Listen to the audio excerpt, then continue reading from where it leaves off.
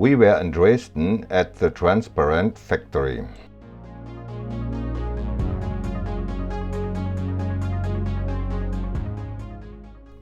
Here you can take part in guided tours of the house.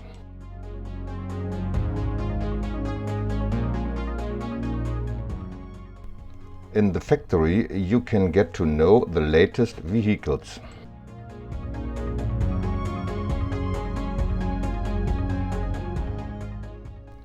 The VW ID.7 can be seen here. The Finnish cars wait for their new owners in the glass tower. This is the platform with a battery on which the electric cars are built.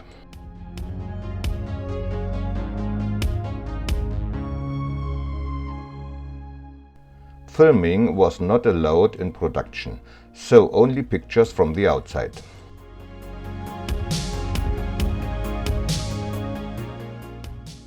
The factory looks very futuristic.